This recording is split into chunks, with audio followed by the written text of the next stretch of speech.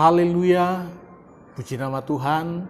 Salam sejahtera dalam kasih kita Tuhan Yesus Kristus. Tuhan Yesus baik bagi kita. Kita boleh menikmati hari ini semua berkat Tuhan. Saat ini kita akan kembali menikmati Renungan 79 yang saya beri tema Jangan Ada Balas Dendam. Kita akan melihat firman Allah dalam 1 Samuel pasal 26 ayat 7, 8 dan ayat 9. 1 Samuel pasal 26 ayat 7, 8 dan ayat 9 saya baca firman Tuhan. Datanglah Daud dengan Abisai kepada rakyat itu pada waktu malam, dan tampaklah di sana Saul berbaring tidur di tengah-tengah perkemahan, dengan tombaknya terpancung di tanah pada sebelah kepalanya, sedang Abner dan rakyat itu berbaring sekelilingnya.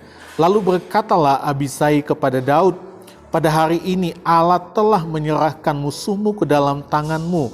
Oleh sebab itu, izinkanlah kiranya aku menancapkan dia ke tanah dengan tombak ini, dengan satu tikaman saja, tidak usah dia kutancapkan 2 kali. Tetapi kata Daud kepada Abisai, jangan musnahkan dia, sebab siapakah yang dapat menjamah orang yang diurapi Tuhan dan bebas dari hukuman? Kita melihat Bapak, Ibu, dan Saudara yang diberkati oleh Tuhan. Balas dendam itu dalam Kamus Besar Bahasa Indonesia itu adalah perbuatan membalas perbuatan orang lain karena sakit hati atau dengki. Firman Tuhan tidak pernah membenarkan orang percaya hidup dengan balas dendam atau dengan nama lain kejahatan dibalas kejahatan. Sebab di dalam Roma 12 ayat 17 firman Tuhan bilang seperti ini, janganlah membalas kejahatan dengan kejahatan, lakukanlah apa yang baik bagi semua orang.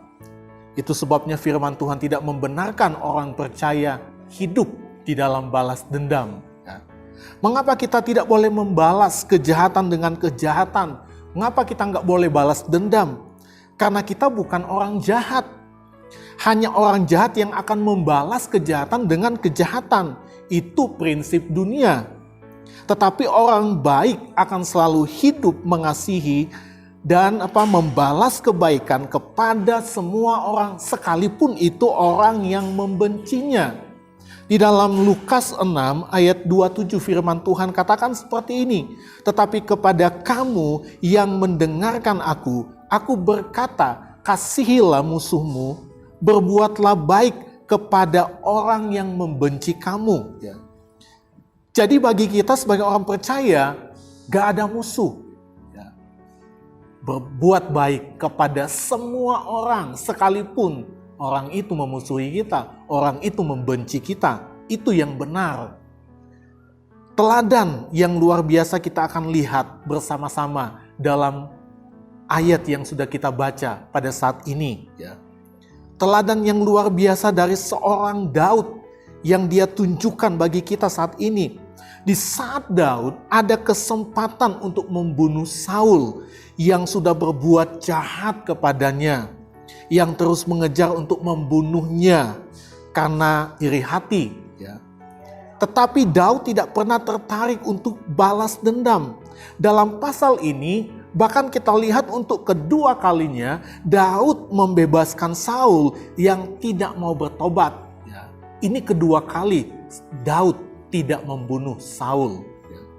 Daud lebih memilih untuk takut akan Tuhan, dan orang yang takut akan Tuhan selalu bisa untuk mengampuni.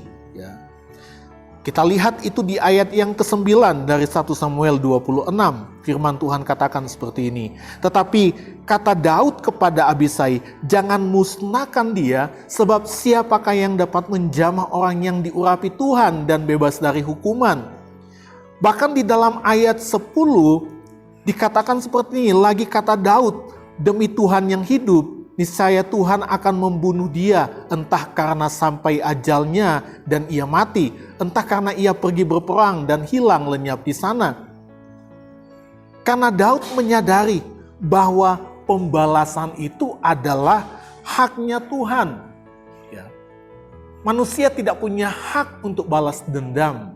Apalagi kita sebagai anak Tuhan, sebagai orang percaya. Ya. Tidak ada hak, tidak ada yang namanya balas dendam. Kejahatan dibalas dengan kejahatan. Sekali lagi saya katakan itu bukan kebenaran firman Tuhan. Ibrani 10 ayat 30 katakan, sebab kita mengenal Dia yang berkata, pembalasan adalah hakku, akulah yang akan menuntut pembalasan. Dan lagi Tuhan akan menghakimi umatnya. Jadi pembalasan itu adalah haknya Tuhan. Ya. Nah, sekarang kita lihat bagaimana menghindari balas dendam supaya tidak terjadi yang namanya kejahatan dibalas dengan kejahatan. Kita lihat Efesus 4 ayat 26 sampai ayat 27. Ya, bagaimana menghindari balas dendam? Jangan beri celah kepada iblis. Saya baca firman Tuhan, Efesus 4 ayat 26 dan 27. Apabila kamu menjadi marah, janganlah kamu berbuat dosa. Janganlah matahari terbenam sebelum padam amarahmu. Dan janganlah beri kesempatan kepada iblis. Ya. Jadi jangan beri celah kepada iblis. Jangan beri kesempatan kepada iblis untuk menguasai hati kita. Karena ia hanya akan menebarkan kebencian dalam hati kita. Kemarahan yang terus berlanjut dan tidak pernah berhenti. Sampai kepada pertengkaran. Amsal 10 ayat 12 bilang, kebencian menimbulkan apa? Pertengkaran. Tetapi kasih menutupi segala pelanggaran. Ya. Itu sebabnya orang percaya harus hidup di dalam kasih, mengampuni, hidup mengasihi. Di saat Daud mulai dipengaruhi oleh Abisai yang mulai menyuruhnya untuk membunuh Saul. Ya, kita baca itu di ayat 8 dan ayat 9. Lalu berkatalah Abisai kepada Daud, pada hari ini Allah telah menyerahkan musuhmu ke dalam tanganmu. Oleh sebab itu izinkanlah kiranya aku menancapkan dia ke tanah dengan tombak ini. Dengan satu tikaman saja, tidak usah dia kutancapkan 2 kali. Ya. Jadi Daud mulai dipengaruhi oleh Abisai pada saat itu. Tetapi kita lihat, Daud tidak pernah terpengaruh. Ya. Daud tidak terpengaruh dengan bisikan-bisikan yang bukan dari Tuhan. Daud tidak mau memberi kesempatan untuk iblis bekerja. Daud tetap teguh sebagai orang yang takut akan Tuhan dan yang hidup di dalam kasih Tuhan. Apa yang dilakukan Daud itu diperhitungkan oleh Tuhan. Di dalam ayat yang ke-21 sampai ayat 21 dan ayat 25 firman Tuhan katakan seperti ini, saya baca dari 1 Samuel 26 ayat 21 dan ayatnya yang ke-25. Lalu berkatalah Saul, aku telah berbuat dosa. Pulanglah anakku Daud, sebab aku tidak akan berbuat jahat lagi kepadamu, karena nyawaku pada hari ini berharga di matamu. Sesungguhnya perbuatanku itu bodoh dan aku sesat sama sekali. Ayat 25. Lalu berkatalah Saul kepada Daud, diberkatilah kiranya engkau anakku Daud, apapun yang kau perbuat, pasti engkau sanggup melakukannya. Lalu pergilah Daud meneruskan perjalanannya dan pulanglah Saul ke tempatnya. Kalau kita melihat ya, Saul yang membenci Daud, yang ingin membunuh Daud, malah menjadi malu dan melepaskan perkataan berkat kepada Daud.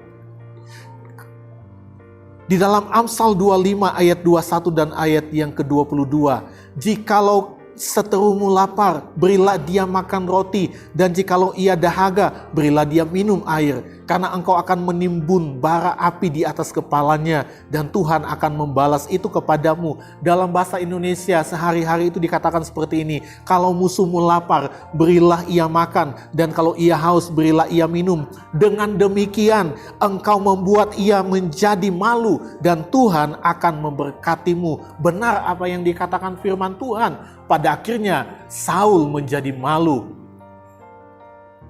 karena Daud mengampuni dia, karena Daud mengasihi dia. Dan saya percaya ini juga yang akan kita alami di dalam setiap kehidupan kita sebagai orang percaya. Ketika bagi kita tidak ada kata musuh, ketika bagi kita tidak ada yang namanya balas dendam, ketika bagi kita tidak ada yang namanya kejahatan dibalas dengan kejahatan. firman Tuhan itu benar dan pasti kita akan alami seperti apa yang dialami oleh Daud.